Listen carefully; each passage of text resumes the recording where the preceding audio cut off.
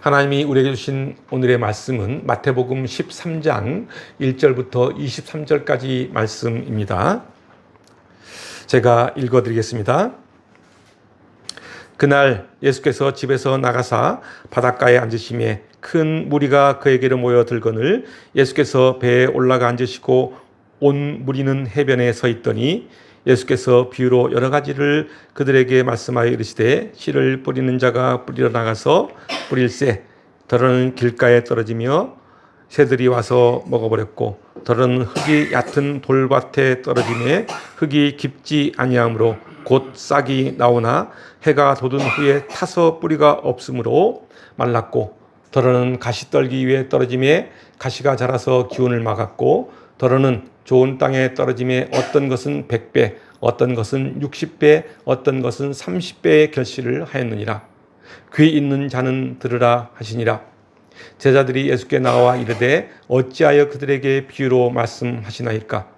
대답하여 이르시되 천국의 비밀을 아는 것이 너희에게는 허락되었으나 그들에게는 아니 되었나니 무릇 있는 자는 받아 넉넉하게 되되 없는 자는 그 있는 것도 빼앗기리라. 그러므로 내가 그들에게 비유로 말하는 것은 그들이 보아도 보지 못하며 들어도 듣지 못하며 깨닫지 못함이니라. 이사야의 예언이 그들에게 이루어졌으니 일렀으되 너희가 듣기는 들어도 깨닫지 못할 것이요 보기는 보아도 알지 못하리라.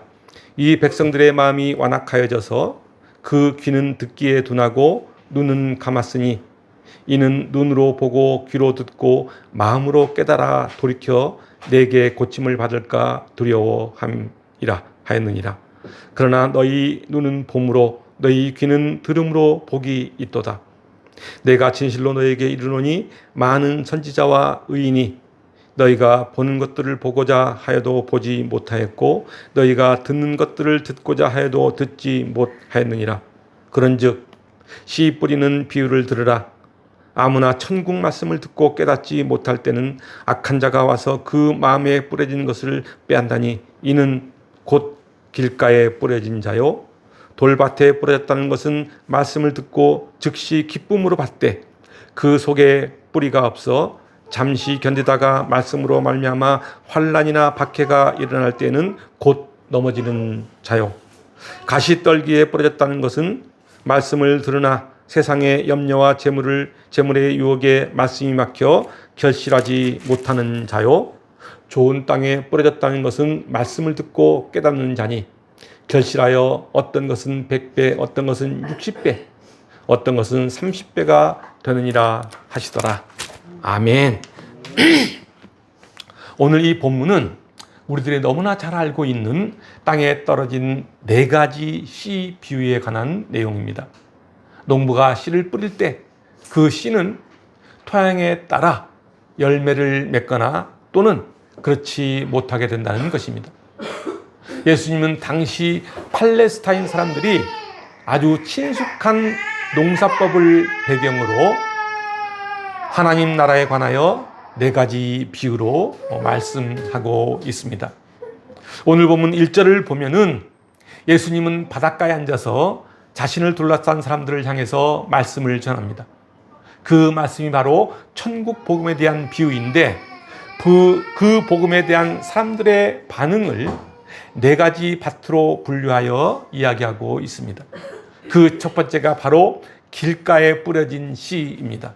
그리고 두 번째는 돌밭에 뿌려진 씨이고 세 번째는 가시떨기 위에 뿌려진 씨이며 마지막으로 4번째는 좋은 땅에 떨어진 씨입니다. 여기서 씨는 하나님의 말씀, 즉 복음을 의미합니다. 이같이 예수님은 4가지 비유를 들면서 귀 있는 자는 들으라 라고 말씀하고 있습니다. 그러면서 16절에서는 눈은 봄으로 귀는 들음으로 복이 있다고 말씀하십니다. 그러니까 말씀을 깨닫는 자가 복이 있다는 것입니다. 하나님 말씀에 대한 사람들의 반응은 각기 다양합니다. 이 땅에는 다양한 사람들이 존재합니다. 사람들의 얼굴이 각기 다르듯 그들의 생각이나 그들의 마음이나 그들의 행동도 각기 다르다는 것입니다. 복음도 마찬가지입니다. 똑같은 복음 내용을 들려주지만 그 내용을 받아들이는 사람의 태도가 모두 다르다는 것입니다. 다시 말하면 동일한 장소에서 동일한 말씀을 듣지만은 사람들은 그 말씀을 듣고 서로 다른 반응을 나타낸다는 것입니다. 2007년 1월 그 어느 날 워싱턴의 랑팡 플라자 지하철역에 바이올린을 든 연주자가 나타납니다. 청바지 차림에 야구 모자를 눌러쓴 그 사람은 사람들 앞에서 연주를 하기 시작합니다. 슈베르트의 아베 마리아로부터 유명한 곡들을 무려 45분간이나 연주합니다. 아름다운 선율이 그 지하철역을 감쌉니다. 그런데 그 아름다운 선율에 잠시 발길을 멈추고 들은 사람은 고작 7명에 불과했다고 합니다. 그 시간에 그곳을 지나간 사람은 대략 1000명이 넘었지만은 대부분의 사람들은 그냥 지나치고 만 것입니다. 그 연주자 앞에 동전 한 입이라도 던져놓고 간 사람은 27명. 모두 합쳐 32달러가 연주에 대한 대가였다고 합니다. 그런데 아주 흥미로운 그 사실은 이날 이 거리에 연주자로 나선 사람이 바로 미국이 낳은 세계적인 바이올린 연주자 조슈아 벨이었다는 것입니다. 조슈아 벨이 어떤 사람입니까? 그는 세상에서 가장 재능 있는 음악가 중에 한 명이었고 광고와 영화에서도 많은 러브콜을 받았던 인기 있는 사람이었습니다. 그리고 그는 2000년 피플지가 선정한 세계에서 가장 아름다운 50인에 꼽힌 사람이기도 했습니다. 클래식 세계에서 최고의 사랑을 받는 음악가이기도 한 사람입니다. 조슈아 벨은 꽃미남 연주자로 잘 알려져 있습니다. 그리고 세계에서 가장 몸값이 높은 연주자로 알려져 있는 사람입니다. 그리고 그는 음악의 최고봉이라고 불리면서 그가 평소 연주하는 개런티는 1분에 얼마인 줄 아십니까? $1000입니다. 어마어마한 개런티를 받는 사람입니다. 그리고 또 그가 당시 지하철역에서 들고 연주했던 그 바이올린은 1713년에 제작된 350만 달러가 넘는 엄청난 바이올린이었다는 것입니다. 이 연주를 기획한 워싱턴 포스트지의 기자는 대중들이 일상생활에서 위대한 예술을 어떻게 접하고 반응하는지 알아보기 위해 이러한 실험을 했다고 합니다. 당시 이 실험을 기획한 기자는 조슈아 벨 공연을 하면은 아마 지하철역이 아수라장이 되어서 통행에 방해가 되지 않을까 염려했다고 합니다. 그러나 많은 사람들이 이 엄청난 연주를 무심히 지나쳐가는 것을 보고 당시 이 실험을 기획한 기자뿐만 아니라 연주를 했던 조슈아도 실망감을 감추지 못했다고 합니다. 기자는 이 실험 이후 특집 기사에 이런 글을 남기기도 했습니다. 제가 읽어드리겠습니다. 몰래 카메라로 모든 장면이 촬영되었다. 당신은 당시의 현장을 편리하게 감상할 수 있다. 한 손에는 커피를 들고 다른 한 손에는 휴대폰을 든 사람들은 사원증을 목에 건 채 조슈아의 곁을 무심히 지나간다.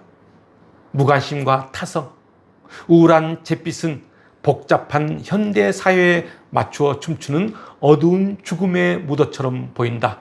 라는 기사를 남겼습니다. 우리의 인생 앞에는 수많은 아름다운 시간들이 지나가지만 그 소중한 순간들을 그냥 흘려보내는 사람들이 너무나 많다는 것입니다. 이 실험은 현대인들이 일상에 쫓겨 자기 주변에 존재하는 소중한 것의 가치를 알아보지 못하는 상황을 극명하게 보여주는 실험이라고 할 수 있습니다.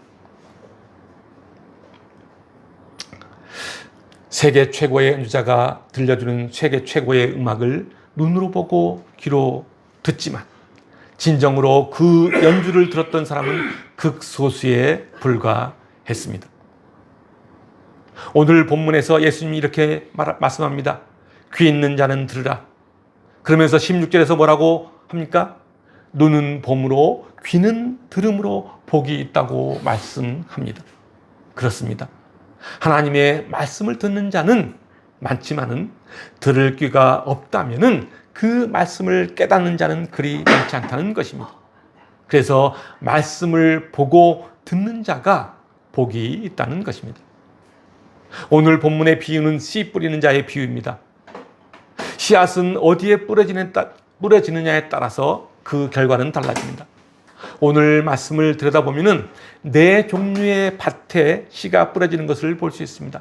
여기서 씨앗은 하나님 나라를 설명하는 말씀을 상징합니다. 그리고 그 말씀을 듣는 청중들의 반응은 제각기에 다르다는 것을 이야기하고 있습니다. 동일한 말씀이 뿌렸음에도 불구하고 길가에 뿌려졌느냐, 돌밭에 뿌려졌느냐, 아니면 가시떨기나무에 뿌려졌느냐, 좋은 땅에 뿌려졌느냐에 따라서 그 결실은 엄청난 차이를 가져오게 됩니다. 오늘 본문 3절부터 8절까지를 읽어보겠습니다. 예수께서 비유로 여러 가지를 그들에게 말씀하여 이르시되 씨를 뿌리는 자가 뿌리러 나가서 뿌릴새 더러는 길가에 떨어짐에 새들이 와서 먹어버렸고 더러는 흙이 얕은 돌밭에 떨어짐에 흙이 깊지 아니하므로 곧 싹이 나오나 해가 돋은 후에 타서 뿌리가 없으므로 말랐고 더러는 가시떨기 위에 떨어짐에 가시가 자라서 기운을 막았고 더러는 좋은 땅에 떨어짐에 어떤 것은 100배, 어떤 것은 60배, 어떤 것은 30배의 결실을 맺는다고 말씀하고 있습니다. 예수님은 이렇게 비유로 말씀하십니다. 어떤 농부가 씨를 뿌렸는데 그 씨가 어디에 떨어졌죠? 그 씨가 길가에 떨어지기도 하고 돌밭에 떨어지기도 하고 가시떨기 위에 떨어지기도 하고 그리고 좋은 땅에 떨어지기도 합니다. 길가에 떨어진 씨는 새들의 먹이가 되어버리고 돌밭에 떨어진 씨는 싹이 나오기는 하지만은 얼마 안 가서 햇볕에 타서 뿌리가 말라버립니다. 그리고 가시떨기 나무에 떨어진 씨는 가시 때문에 잘 자라지 못합니다. 그리고 마지막으로 좋은 땅에 떨어진 씨는 시간이 지난 후에 100배, 60배, 30배의 결실을 맺습니다. 예수님은 이처럼 비유로 이야기하는 것은 말씀을 듣는 것에 그치지 않고 깨닫는 것이 중요하다는 것을 우회적으로 말해주고 있다고 할 수 있습니다. 듣는 사람의 마음의 상태에 따라서 말씀이 역동적으로 역사하느냐, 그렇지 않느냐 하는 것입니다. 그렇습니다. 우리는 말씀을 대하고 들을 때 그 말씀을 단순히 듣는 것으로 그치지 않고 그 말씀에 집중하여 깊은 의미가 무엇인지를 들여다볼 필요가 있습니다. 그럴 때 그 말씀은 나에게 생명이 되기도 하고 그 말씀을 통해 내 삶의 역동적인 역사가 이루어지기도 합니다. 다시 오늘 보면 11절을 보면 예수님이 이렇게 말씀하십니다. 천국의 비밀을 아는 것이 너희에게는 허락되었으나 그들에게는 아니 되었다 라고 말씀하십니다.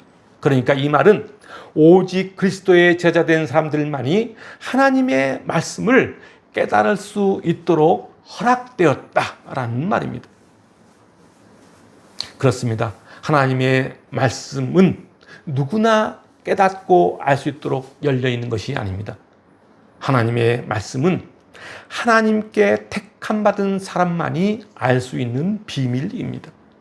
그래서 이 구절을 가지고 이단 사이비들은 자신들만이 천국의 진리를 알고 있다며 사람들을 유혹하고 미혹합니다. 분명한 것은 그리스도의 말씀이 일부 제한된 사람들만이 깨달을 수 있는 것이기는 하지만은 택함 받은 성도라면은 그것을 깨닫는 일은 결코 어려운 일이 아닙니다. 제 가까운 지인 중에 참 착하고 번듯한 친구가 있습니다. 부족한 것이 없이 매우 부유하게 살아왔고 모자람 없는 환경 속에서 자란 친구입니다. 그리고 그 친구 댐댐이가 아주 괜찮습니다. 어느 날 그 친구 아내가 암에 걸려 위중한 상태에 빠졌을 때 지푸라기라도 잡는 심정으로 교회에 나간 적이 있다고 합니다. 가까운 친척이 소개해서 교회에 나가 예배를 드리는데 이상하게도 말씀은 들어오지 않고 유독 자신의 귓가를 때리는 말이 있었다고 합니다. 헌금에 관한 이야기입니다. 마음이 불편해서 다른 교회를 나갑니다. 그런데 그 교회에서도 똑같이 헌금에 대한 이야기만 하더라는 것입니다. 한번 보십시오. 요즘 대부분의 교회에서는 헌금에 관한 설교를 잘 하지 않습니다. 거의 하지 않는다고 보는 것이 일반적이라고 할 수 있습니다. 그런데 이 친구의 귀에는 유독 헌금, 돈에 관한 이야기만 들렸다고 합니다. 저는 이 친구가 왜 그런 말만 들었을까라는 의문을 가져보았습니다. 유독 이 친구는 돈에 대한 욕심이 많았습니다. 자신이 가진 재산이 많기도 했지만은 그 친구는 유독 돈에는 민감한 반응을 보인 친구였던 기억이 납니다. 결국 그 친구는 그렇지 않아도 교회에 나가는 것이 불편하고 마음에 들지 않았는데 그런 돈에 대한, 헌금에 대한 이야기를 들으니까 교회에 나가는 것을 포기하고 접었다고 합니다. 그렇습니다. 말씀을 듣는다고 들어지는 것이 아닙니다. 그렇다고 잘 듣는다고 깨달아지는 것도 아닙니다. 왜냐하면 사람들은 자기 나름대로 듣고 싶은 이야기, 듣고 싶지 않은 이야기를 골라서 듣게 되는 경우가 종종 있기 때문입니다. 인간의 이성으로는 다 알 수 없는 것이 하나님 말씀입니다. 그렇다면 이 하나님 말씀을 이해하고 잘 듣기 위해서 신학 공부를 해야 하느냐? 그렇지 않습니다. 그렇다면 어떻게 해야 말씀을 온전하게 깨달을 수 있을까요? 그 말씀을 내 삶의 실천으로 옮기는 것, 그리고 그 말씀에 내가 순종하는 것, 더 나아가서는 그 말씀을 믿고 따르는 것이 수반될 때 비로소 그 말씀의 진가를 알게 되는 것입니다. 다시 말하면 진리의 말씀은 진리를 사랑하고 실천하는 사람들에게만 그 진가를 알게 해준다는 사실입니다. 성경에서 알다라는 단어는 히브리어로 야다라는 단어입니다. 이 야다라는 이 단어는 단지 배워서 지식으로 아는 것을 말하지 않습니다. 머리로만 아는 것을 말하지 않습니다. 이 야다라는, 그 알다라는 이 단어는 오직 삶에서 실천하고 경험으로 체득하여 아는 것을 뜻합니다. 그러니까 주님의 말씀을 순종하고 실천하는 성도만이 성령께서 그 말씀의 진가와 참 뜻을 알도록 은혜를 베푼다는 것입니다. 그래서 거짓된 신앙인이나 위선자, 불신자들은 아무리 노력해도 말씀의 참 뜻을 알 수가 없습니다. 하나님의 말씀이 이해되고 깨달아지는 것이 바로 하나님의 은혜요, 복된 사람입니다. 많이 배우지도 않았는데 말씀이 쉽게 이해되고, 반대로 학식이 풍부한 사람인데도 말씀의 의미를 전혀 알아차리지 못하기도 합니다. 그 이유는 바로 천국 복음은 세상의 논리로는 결코 이해할 수 없기 때문입니다. 예수님은 많은 사람들 앞에서 천국의 비밀을 비유로 말씀하셨습니다. 제자들이 왜 그와 같이 비유로 말씀하시는지 이유를 묻자 예수님은 천국의 계시가 어떤 사람에게는 감추어지고 어떤 사람들에게는 이해가 되도록 드러나게 하기 위함이라고 말씀하십니다. 그러니까 인간의 노력보다는 하나님의 허락이 더 중요하다는 것입니다. 10절과 13절 말씀을 보겠습니다. 10절, 제자들이 예수께 나와 이르되 어찌하여 그들에게 비유로 말씀하시나이까? 제자들이 이렇게 묻습니다. 그러자 13절에서 예수님은 이렇게 대답합니다. 그러므로 내가 그들에게 비유로 말하는 것은 그들이 보아도 보지 못하며 들어도 듣지 못하며 깨닫지 못함이니라. 그렇습니다.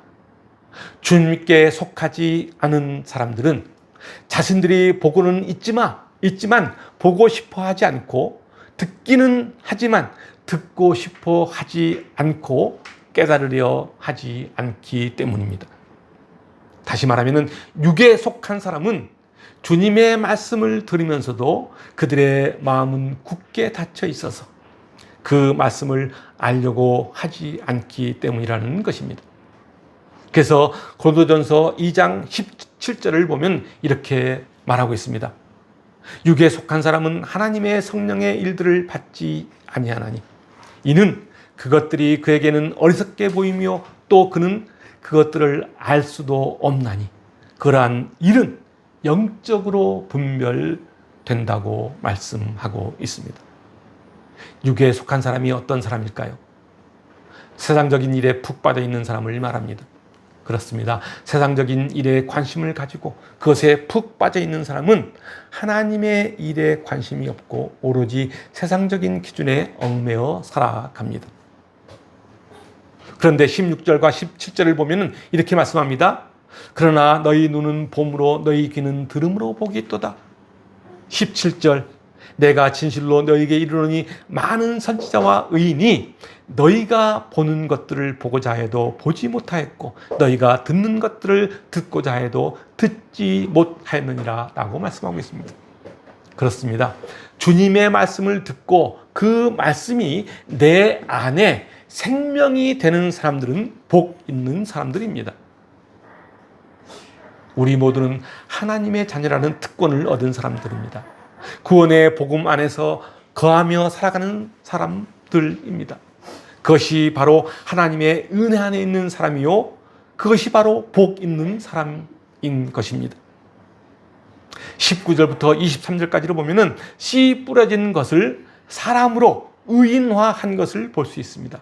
길가에 뿌려진 자, 돌밭에 뿌려진 자, 가시떨기 나무 위에 뿌려진 자, 좋은 땅에 뿌려진 자들을 열거하면서 각각의 인생들에 대한 설명을 하는 것을 볼 수 있습니다. 각각의 사람들을 한번 볼까요? 길가에 뿌려진 자란 어떤 사람, 무엇일까요?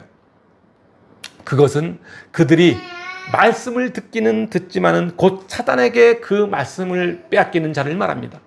말씀을 듣고 그 말씀을 한쪽 귀로 듣고 흘려버리는 사람을 말하는 것입니다.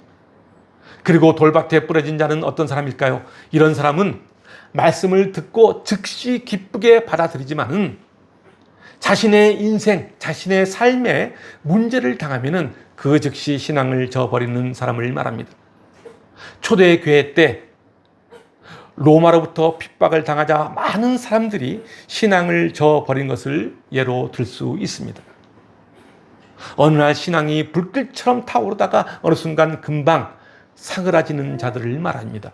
이는 감정적으로 말씀을 받는 사람입니다.